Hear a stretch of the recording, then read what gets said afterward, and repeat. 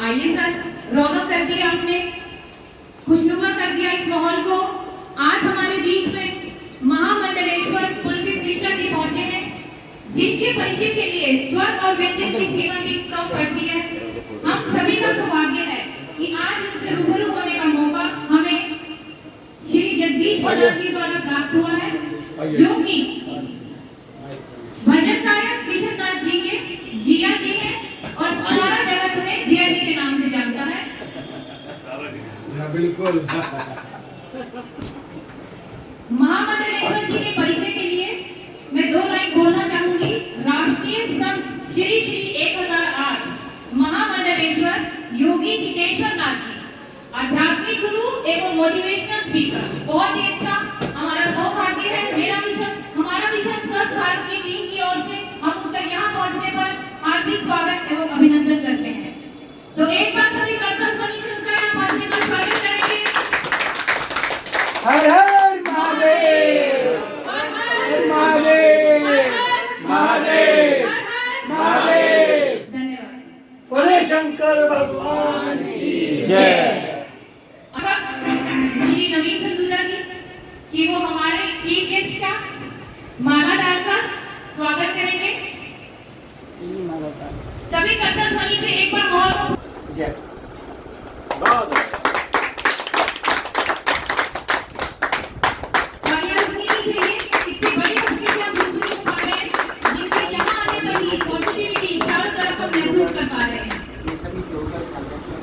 सभी लोग चलते हैं कितनी घनी बारिश हो, तूफान हो, हमारी क्लास रेगुलर चलती है करंट पार्क में 5:30 से 5:30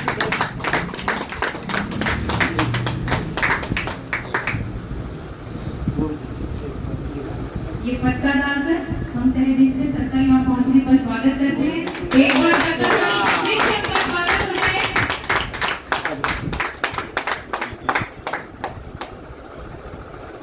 Team leader Sanjay sir with Jagdish Pradhan ji offering a memento to a motivational speaker Shri Mahamandaleshwar Pulkit Mishra ji.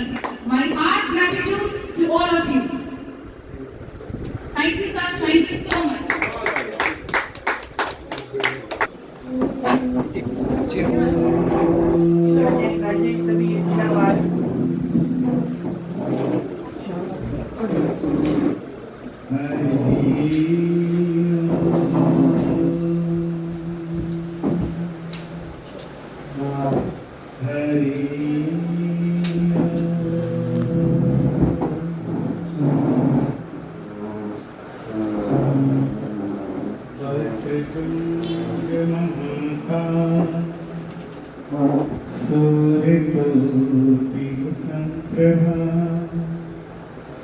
निर्विघ्नं कुरु मे देव सर्वकार्येषु सर्वदा। गुरुर्ब्रह्मा गुरुर्विष्णु गुरुर्देवो महेश्वरः गुरु साक्षात् परब्रह्म तस्मै श्री गुरुवे नमः। बोलिए श्री हनुमान जी महाराज की जय। परम सौभाग्य की बात है, आज राष्ट्रीय यात्रा का तीसरा दिन जो कि बहादुरगढ़ से प्रारंभ होकर रोहतक, सोनीपत, पानीपत, करनाल में आज हम पहुँचे हैं। और ये यात्रा सिर्फ और सिर्फ कर्नाटक की सीमित नहीं है, ये यात्रा संपूर्ण हरियाणा के लिए, क्योंकि जिले में हम जा रहे हैं और यात्रा का जो उद्देश्य है उसको मैं बताना चाहता हूँ कि यात्रा का उद्देश्य है भारत को सनातन हिंदू राष्ट्र बनाना।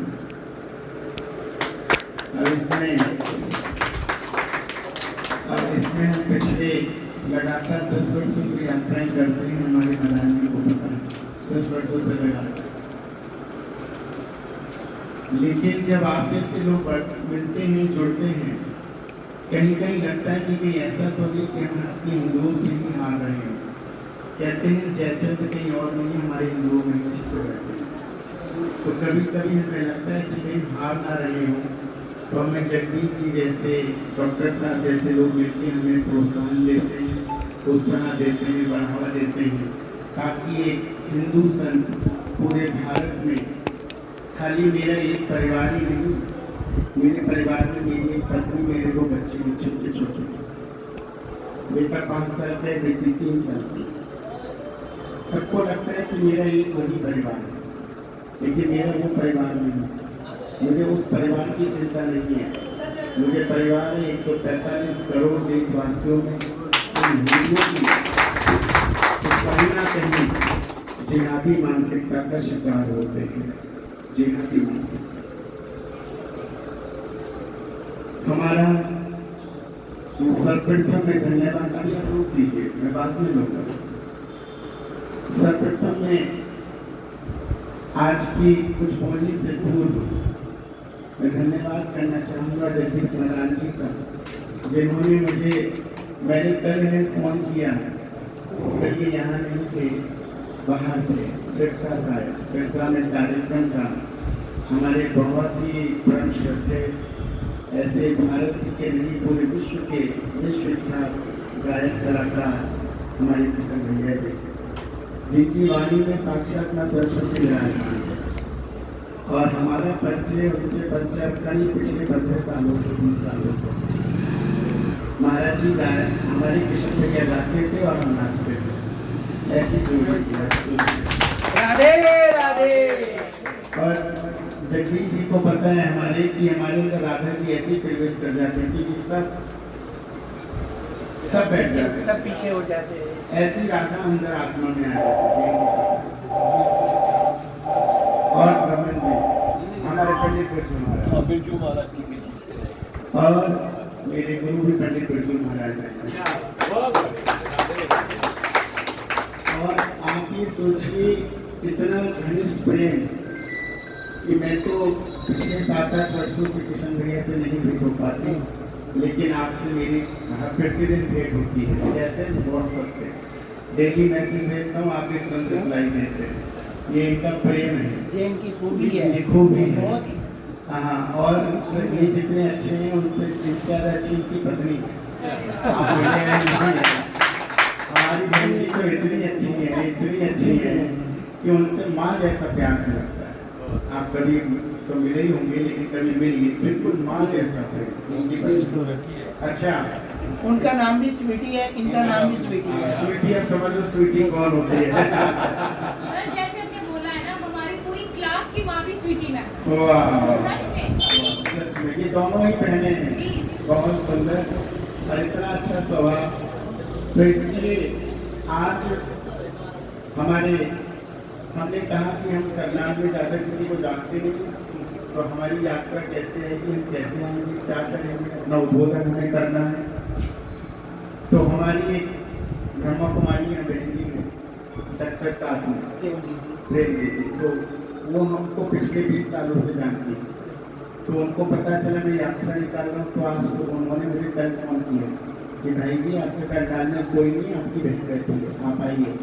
वो सबकी बहन है। हाँ, वो जगह दीदी है। हाँ, उन्होंने बड़ा अच्छा सुबह भव्य स्वागत रखा सेक्टर 7 में, बढ़िया प्रसादी, और हमारा बहुत प्रेम है। ये राखी भी उन्होंने आज हमारे बांध दिया। ये मेरे राखी का बंधन निभाना। और उसके बाद हमारे प्रदीप पुनिया जी हैं जो बहुत अच्छे गौरक्षक हैं, फिर उन्होंने स्वागत रखा और तीसरा आपके यहाँ पहुँचे। अभी यहाँ से हम यमुनानगर जाएंगे। तो कहने का मतलब ये है कि यात्रा में सबका बहुत प्रेम और बहुत सहयोग मिलता है, क्यों ना मिले। एक भगवान राम थे जिन्होंने यात्रा की थी दुष्टों का संहार करने के लिए। भगवान ने कहा विप्रदेनु सुर संतिहित लीनी मनुष्य अवतार। भगवान ने पितृ के लिए, पितृ माने ब्राह्मण, गाय, धेनु, सुर, संत, हित, सुर और संत हित के लिए भगवान ने इस धरती पे प्राकट्य लिया था। आप समझिए किस लिए?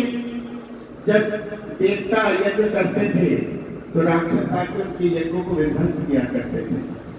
तो माता कैकेयी को सब बहुत बुरा मानते हैं, कहते हैं अपनी बेटी का नाम सीता रखेंगे, कौशल्य रखेंगे, कैकेयी। लेकिन कैकेयी से अच्छा कैरेक्टर रामचरितमानस में हो ही नहीं सकता। अगर कैकेयी नहीं होती तो आज राक्षसों का वध नहीं होता, न रावण होता।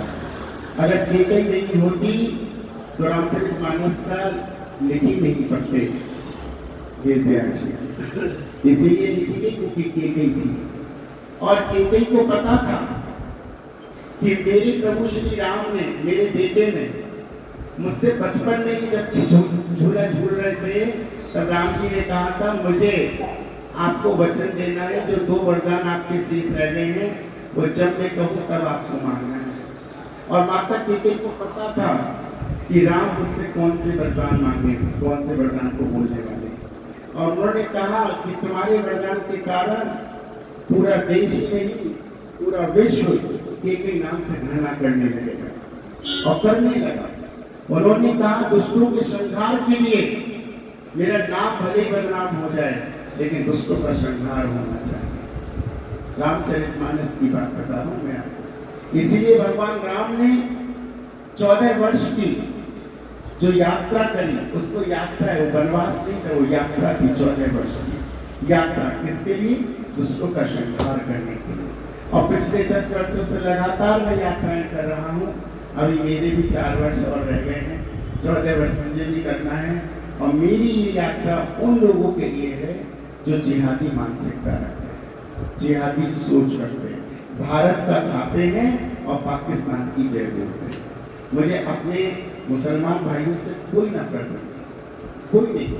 भारत में मुझे उनसे नफरत है जो भारत में खाते हैं और भारत में भुगाते हैं। अगर इंडिया की टीम हमारी हारती है तो ये लोग पटाखे छोड़ते हैं। आप बताइए क्या सही करते हैं? आप अगर इंडिया में रह रहे हो, एक हमारे देश का ऐसा गद्दार है संसद में बैठा है, शपथ लेता है और बोलता है जय फिलिस्तीन, बोलता है जय फिलिस्तीन।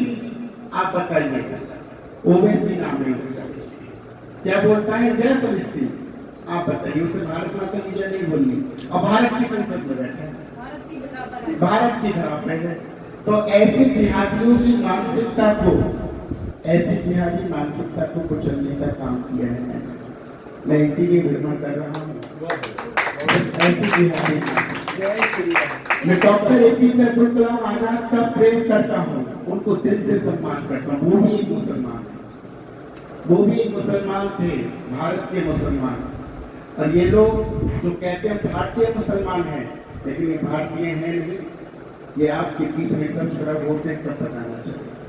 माताओं, मेरे भाइयों, भूलिएगा नहीं वह दिन जब कश्मीर के अंदर कश्मीरी पंडितों ने एक को कहा कि भैया आज तुम्हारी ईद है। बोले हाँ दीदी आज ईद है, क्या बना है? बोले आज हमारे घर पे सेवैयां बनी। अच्छा दीदी मैं लेकर आ रहा हूँ, आप बैठिए। ईद की सेवैयां लेके घर पहुंचा और मामा मामा कहते वो हिंदू बेटी, मामा मामा बहुत अच्छी सेवैयां हैं।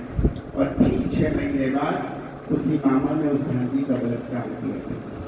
ये कश्मीरी पंडितों की हालत। हम जिसे मामा कहते थे, जिसे भाई बोलते थे, उन्हीं कश्मीरी पंडितों को कोई पाकिस्तान के मुसलमान ने नहीं, हिंदुस्तान के मुसलमानों ने, अपनों ने शरीर के लिए। सोचिए किस पे विश्वास करोगे आप? किस पे करोगे विश्वास? आप बताइए। लव जिहाद जैसी घटना आप क्या करते हैं? नाम बदल के, नाम होता है तुम्हारा अफजल और रखते हो साहिल, राहुल, और नाम रख के हाथ में क्या बांधते हैं? कलावा, और कलावा बांध के मासूम हिंदू बेटियों को आप अपने प्रेम जाल में फंसाते हैं।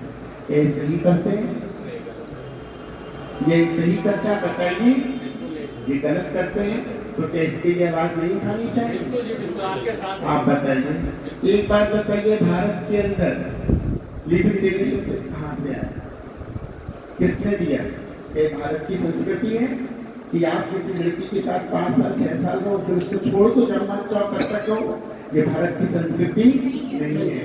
हमारी भारत की बहन बेटियां यहाँ बैठी हैं, मांग में सिंदूर सजाती हैं, पति का चरण छूती हैं और क्या कहती हैं? जन्म जन्म का साथ है तुम्हारा हमारा, हमारा तुम्हारा। और अब क्या हो गया? जन्म जन्म का नहीं, सिर्फ 3 हफ्ते का साथ है, रहो और जब मन ना करे तो छोड़ दो। और ये मैं आपको बता दूं, बहुत पक्की बात बता रहा हूँ, ये लोग क्या करती हैं? ये कोई और नहीं है, ये वही मुसलमान बेटियां हैं। इनको बाहर की जो कंपनियां हैं, जो बाहर के जो देश हैं, वो इंडिया को फंडिंग करते हैं। और जो गरीब बेटियां हैं, हमारी मुस्लिम बेटियां जो गरीब हैं, उन बेटियों को, एक बेटी का मेरे पास किस्सा है, मेरे पास उसकी FIR की कॉपी है। मैं इसीलिए आपको बताऊँ, प्रूफ के साथ बात करता हूँ, बिना प्रूफ के बात नहीं करता। FIR की कॉपी है। एक लड़की थी झारखंड की, लड़की का नाम था खुशनुमा, उसने नाम था।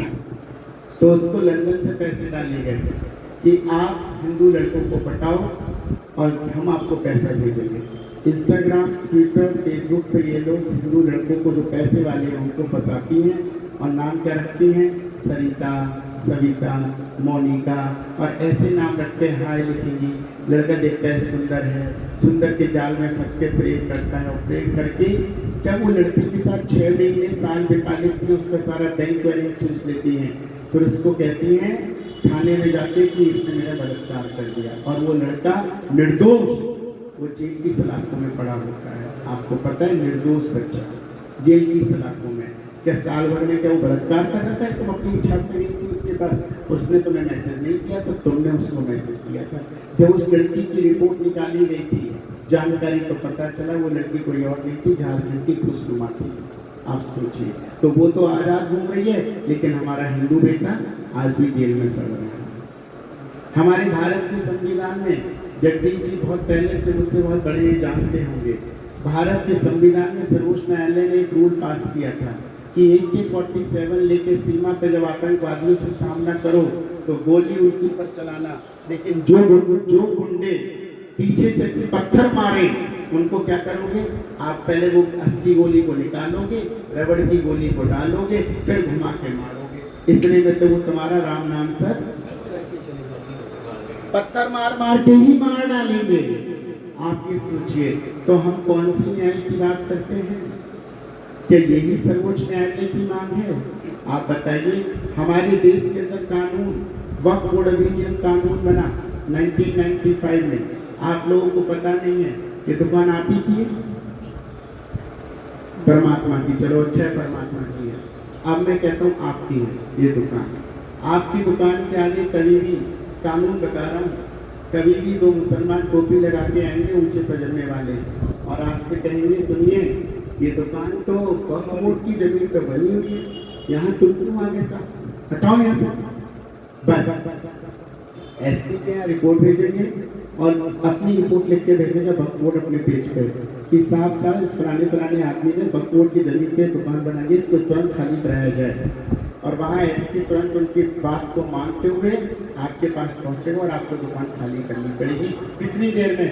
24 आवर्स के अंदर। आपके असली डॉक्यूमेंटेशन भी आप नहीं दिखा सकते। साहब मेरे असली डॉक्यूमेंटेशन है, मेरी माँ के नाम दुकान है, मैंने रजिस्ट्री कराई है, मैंने इसका सब पेपर दस्तावेज मेरे रखे हैं, लेकिन अगर उन्होंने बोल दिया तो आपको खाली करना ही पड़ेगा। क्या लिखा है लाइन में, उसको सुन लीजिए कानून में। If they feel this property under to धारा वक्फ बोर्ड अधिनियम, then immediately you have to be remove out. ये इंग्लिश की 2 लाइन लिखी हुई है कानून के अंदर, जो 1995 में बना था, जो आपको पता नहीं है। आप सोचिए, अगर वो 2 लोग यहाँ आके आपसे कह दें कि देखो इफ दे फील, पहली लाइन है इफ दे फील माने महसूस, सिर्फ लगा है उनको, और आपको इमीडिएट ये दुकान खाली करनी पड़ेगी। अब आप कर दिए खाली, अब आप कहाँ भागोगे, कहोगे लाओ चलो सुप्रीम कोर्ट चले जाएं, हाई कोर्ट चले जाएं। तो ये भी रूल है, you cannot apply your application in high court and supreme court, you have to be apply only in Waqf board अधिनियम। आप वक्फ बोर्ड में जाइए और उन 2 मुल्लों के जाके भीख मांगिए, साहब मेरी प्रॉपर्टी दे दो, मेरा मकान दे दो, मेरी जमीन दे दो। सोचिए, अगर उन मुल्लों ने आप पे दया कर दी तो हो गई, और नहीं हुई तो लटके रहो, हो गया, तो बन जाएगी ना मस्जिद। साउथ में क्या हो रहा है, आप पढ़ते क्यों नहीं, गूगल को सर्च मारिए, सब पता चल जाएगा। साउथ केरल हमारा पूरा खाली हो गया, सारे हिंदू कन्वर्ट हो गए, सारे हिंदू आज वहाँ पे क्रिश्चियन या मुसलमान बन गए, सारे हिंदू, पूरा साउथ बन गया। लेकिन आप ये बताइए, सनातन धर्म की भूमि कहाँ से उपजी, दक्षिण भारत से। दक्षिण भारत से भक्ति माता ने भी कहा था कि जब मेरा प्राकट्य हुआ था तो मैं कहाँ से जन्मी, दक्षिण भारत में, और धीरे में महाराष्ट्र होते होते मैं कहाँ पहुंची, वृंदावन में। लेकिन जन्म दक्षिण भारत असली हिंदुओं का केंद्र है, लेकिन आज वहाँ हिंदू देखने को भी नहीं मिलेंगे। किसने कहा, कहाँ चले गए, क्यों चले गए, ये आपको सोचना पड़ेगा, विचार करना। मैं यही कहना चाहता हूँ कि हमारे खत्म होने से पहले हमको कमर कस लेनी चाहिए। हमें अपने आप को जान लेना चाहिए कि ये देश किसी और का नहीं है, ये हिंदुओं का था, हिंदुओं का है और हिंदुओं का रहेगा। पक्का, ये हिंदुओं का रहेगा। इसलिए अपना हर समय हर पल, आज ये लोग मैं सीधे कल इंडिया न्यूज़ पे मेरी डिबेट थी, आप मेरी डिबेट देखते हैं, मुझे ऐसे थंब बना कर भेजते हैं। मेरी इंडिया न्यूज़ पे डिबेट थी, परसों सुप्रीम कोर्ट में बहस हो गई थी कृष्ण जन्मभूमि के ऊपर। तो न्यूज़ वाले ने मुझसे पूछा, महाराज जी आप अपना विचार रखिए। तो मैंने जूम मीटिंग से डिबेट करी रोहतक से, तो मैंने सीधे एक ही बात कही, मैंने कहा 18,000 मंदिरों को तोड़ा गया था ऑन रिकॉर्ड। औरंगजेब मोहम्मद गजनवी था, इसने 18,000 मंदिरों को तोड़ा गया था हमारे, और 18,000 मंदिरों को तोड़ने के बाद मैं आज ये कहता हूँ हमें वो नहीं चाहिए।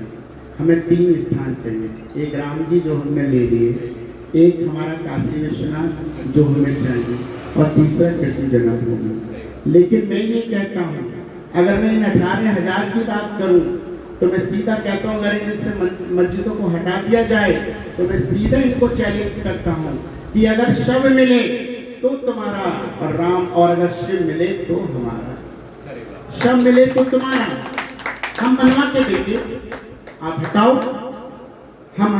आप हटाओ तो हम बनवा के देंगे, और जैसी है उससे भी कई गुना अच्छी बनवा के देंगे। अगर हमारा शिव मिला तो नहीं रहने देंगे, शिव मिले तो हमारा और सब मिले तो तुम्हारा। मैंने कहा बोल दो, करें ये लोग काम करें, लेकिन करेंगे नहीं, क्यों, क्योंकि डर है। अगर इनका डीएनए टेस्ट करोगे तो ये सब हिंदू ही निकलेंगे, सब वही निकलेंगे। आप देखिएगा इनके आगे लिखा होता है ठाकुर, गुर्जर, न जाने क्या क्या, यादव, इनमें लिखे होते हैं, लेकिन आगे का नाम कुछ और होता है। तो कहने का तात्पर्य है ये लोग हमारी ही 5वीं पीढ़ी, अगर ये 5 पीढ़ी पे अच्छे जाएंगे तो ये सब हमारे हिंदू ही हैं। लेकिन ये अपने आप को समझ नहीं रहे, इनको समझना पड़ेगा। इसलिए मेरा विरोध किसी मुसलमान का नहीं है, मेरा विरोध सिर्फ उनका है जो भारत का खाते और भारत पर खुदाते हैं। भारत में रहना है तो जय श्री राम कहना पड़ेगा, भारत में रहना है तो भारत माता की जयकारा बोलनी ही पड़ेगी, चाहे कोई भी हो। तो इसी विचारधारा के लिए मैं चला हूँ, और इस विचारधारा में आप सबका सपोर्ट चाहिए। देखिए मैं तो महात्मा हूँ, वो भी गरीब महात्मा, पैसे वाला नहीं हूँ, यात्रा पानी गाड़ी भी तेल से चलती है। ये लोग साथ साथ दो साध्वी हैं, माता जी हैं, पंडित जी हैं, 2 गाड़ियाँ हैं, कैमरामैन हैं। इन सबको रुकने के लिए कमरे बुक करने पड़ते हैं, होटल्स लेने पड़ते हैं, अपने लिए नहीं, सिर्फ आप लोगों को बचाने के लिए, सिर्फ सनातन धर्म की रक्षा के लिए। अपने लिए तो हमारा वृंदावन में आश्रम है, जगदीश जी को पता है, दिल्ली में आश्रम है, बहुत बढ़िया आराम से रह सकते हैं। लेकिन मेरा कर्तव्य, मेरा सिर्फ इतना है, जब मैं घर से निकलता हूँ तो मेरी बेटी पूछती है पापा आप कब आओगे। मैंने कहा कि अगर जिंदा रहा तो जरूर, क्योंकि मेरे पीछे लगे हुए हैं दुश्मन, विरोधी लगे हुए हैं। जो देश की बात करता है, जो सनातन की बात करता है, उसके पीछे विरोधी होते हैं। मैंने मध्य प्रदेश की यात्रा करी, मेरी खाई को जबलपुर में गिर दिया, मेरी बस को, इसको गाड़ी को जबलपुर में मुसलमानों ने गिर दिया, आप सोचिए। और ये तो हनुमान जी मेरी गोदी में थे कि मेरी गाड़ी को अगर कोई देख लेता तो ये कहता कि इसमें कोई बचा नहीं होगा, लेकिन मेरे हनुमान जी ने एक खरोच नहीं आने दी मुझको, सोचिए। इसलिए हनुमान जी मेरे साथ हैं, मुझे इन पे पूरा विश्वास है और आप लोगों का साथ है तो मुझे पता है मेरी यात्रा सफल होगी ही होगी। इसीलिए हम लोग हनुमान चालीसा करते हैं। आप सबसे निवेदन है, अपनी जो भी श्रद्धा हो, हमारे इस यात्रा के घर घर में जाके क्रांतिकारी के पर्चे बांटे थे। एक जगह सभाएं नहीं की थी, क्या किया था, घर घर जाके क्रांतिकारी के पर्चे बांटे थे। तो अगर हम भी क्रांतिकारी की अपने सनातन धर्म की ध्वज पताका को घर घर पहुंचाएंगे तो मुझे 100% है कि एक दिन भारत हिंदू राष्ट्र बनकर ही रहेगा, और जिसमें आप सबका समर्थन और आप सबका साथ बहुत बहुत जरूरी है। आइए हनुमान चालीसा करते हैं। श्री गुरु चरण सरोज रज निज मन